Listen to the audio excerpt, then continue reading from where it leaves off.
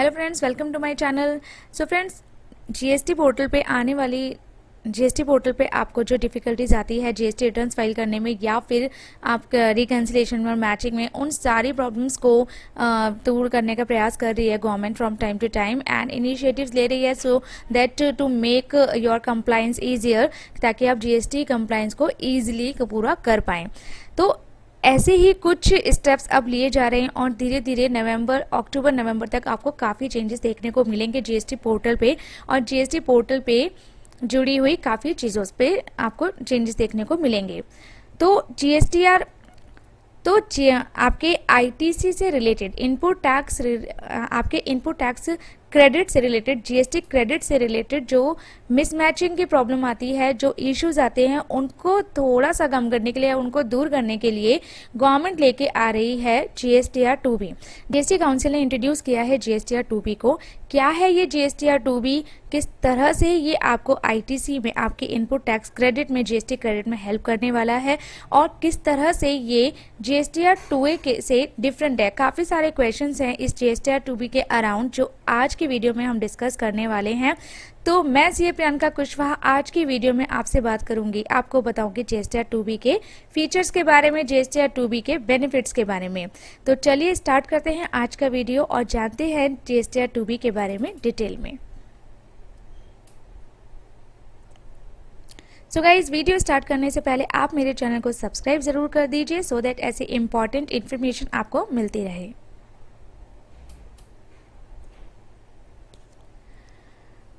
So guys, GSTR 2B है क्या? GSTR 2B जो ये नई फंक्शनैलिटी लाई जा रही है जीएसटी पोर्टल पे, ये आफ्टरऑल ये कौन सा फॉर्म है और किस तरह से आपको हेल्प करने वाला है, तो मैं आपको बता दूं GSTR 2B is somewhere similar to your GSTR 2A।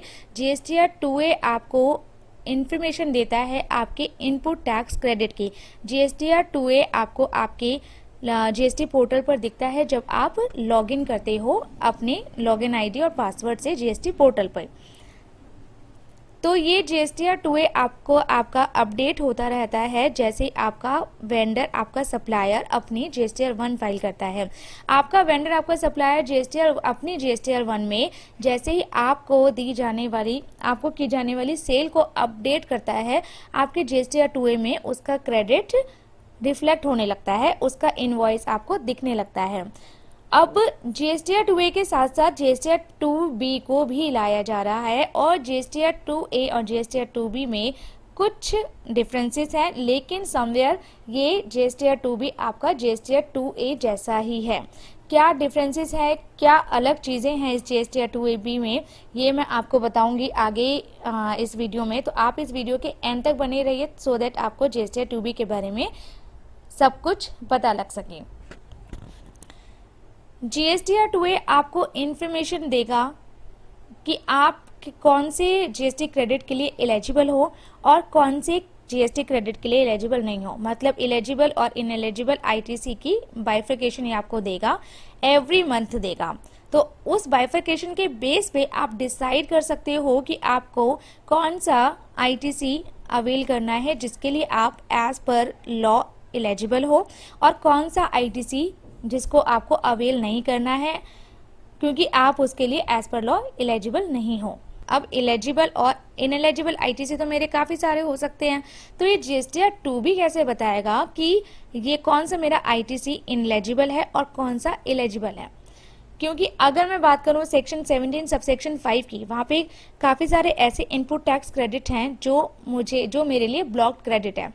तो जीएसटीआर 2B को कैसे पता चलेगा कि जो मेरे सप्लायर ने इनवॉइस डाला है अपनी जीएसटीआर 1 में वो मेरे लिए ब्लॉक क्रेडिट है, उसे कैसे पता चलेगा? तो कौन से केसेस को ये आइडेंटिफाई करेगा और कौन से केसेस को ये आइडेंटिफाई नहीं करेगा, to differentiate between eligible and ineligible ITC, इसकी भी बात करेंगे हम थोड़ी देर में। जीएसटीआर 2B हर रेगुलर टैक्स पेयर के लिए अवेलेबल होगा, मतलब ये कॉम्पोजिशन टैक्स पेयर्स के लिए अवेलेबल नहीं होगा।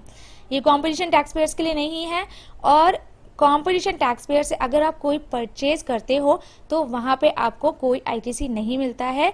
इसीलिए अगर आपने कॉम्पोजिशन टैक्स पेयर से, अगर आपका supplier composition tax payer scheme में रजिस्टर्ड है और आप उससे परचेज कर रहे हो, तो उसकी डिटेल, उसकी इनवॉइसेस आपको इस जीएसटीआर 2B में नहीं दिखाई देगी, जो जीएसटीआर 2A में भी नहीं दिखाई देती।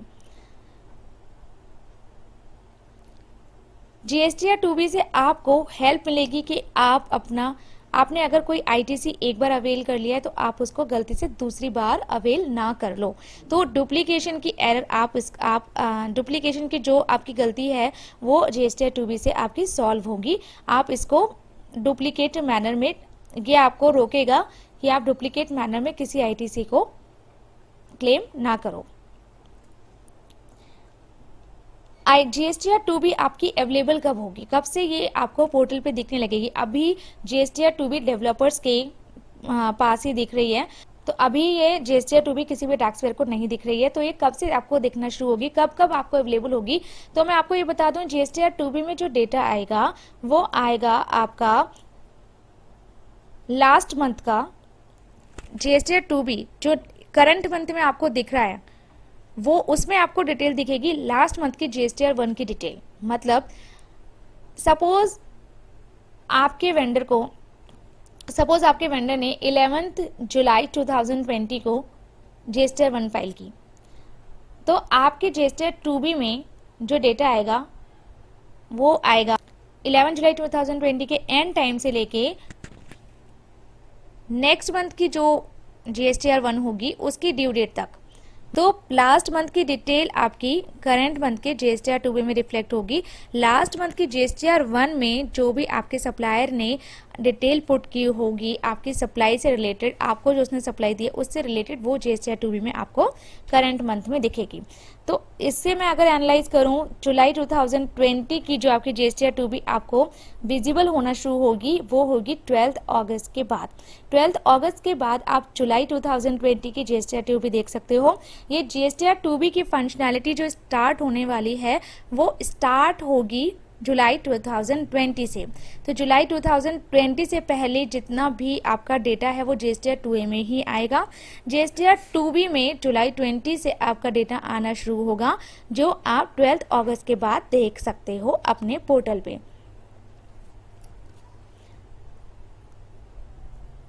जीएसटीआर 2B आपको कहाँ मिलेगा? जहाँ पर आपकी बाकी रिटर्न्स नजर आती है, जहाँ पे आपका जीएसटीआर 2A भी आपको नजर आता है, जीएसटीआर 2B भी वहीं सेम रिटर्न डैशबोर्ड पे ही आपको देखने को मिलेगा। तो जैसे ये तो उस पर आप क्लिक करके आपकी जो भी इंफॉर्मेशन आती है, आपके टैब्स आएंगे अलग अलग, जिसमें आप आपको समरी देखने के लिए मिलेगी। आपको समरी देखने को मिलेगी आपके एलिजिबल और इनएलिजिबल आईटीसी की, आपके आईटीसी की कंप्लीट डिटेल्स और डॉक्यूमेंट जो फर्निश किए हैं आपके सप्लायर ने, उसकी डिटेल देखने को आपको इस जीएसटीआर 2B में मिलेगी। जीएसटीआर 2B के कंटेंट, जैसे मैंने अभी आपको बताया कि इसमें आप रेगुलर टैक्स पेयर से या फिर आप नॉन रेजिडेंट टैक्स पेयर से जो परचेज करते हो उसका आईटीसी आपको यहाँ दिखेगा।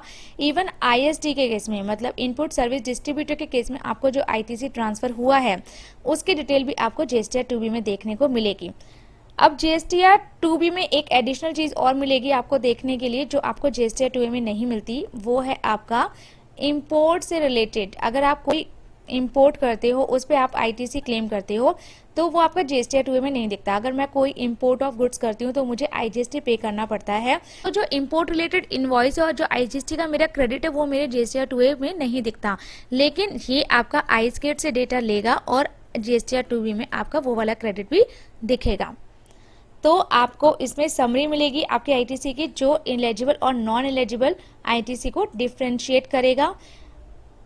एसईजेड यूनिट से डेवलपर से भी अगर आप कोई इंपोर्ट कर रहे हो, कोई परचेज कर रहे हो, उसका भी क्रेडिट आपको यहाँ देखने को मिलेगा। आपको एडवाइजरी भी मिलेगी कि किस क्रेडिट पे आपको क्या एक्शन लेना चाहिए। एक एडवाइजरी होगी, मानना ना मानना आपके ऊपर होगा। तो एक्शन उस पर क्या लेना है, एलिजिबल आईटीसी पे और नॉन एलिजिबल आईटीसी पे, तो वो भी आपको एडवाइजरी, वो गाइडेंस भी आपको ये जीएसटीआर 2B देगा। अब बात आती है कि जीएसटीआर 2B डिफरेंशिएट कैसे करेगा कि मेरा कौन सा आईटीसी इनएलिजिबल है। जीएसटीआर 2B वो तो डिफरेंशिएट नहीं कर सकता कि आपने जो सर्विस ली है उस पर मिलने वाला क्रेडिट आपका 17 सबसेक्शन 5 में ब्लॉक्ड है या नहीं है।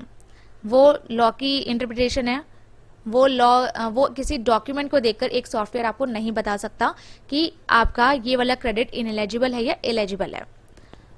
तो जीएसटीआर 2B भी ऐसे उसको नहीं बता सकता। लेकिन जीएसटीआर 2B कुछ केसेस में आपको बताएगा कि ये आपका आईटीसी इनएलिजिबल है, आप इसको अवेल ना करें।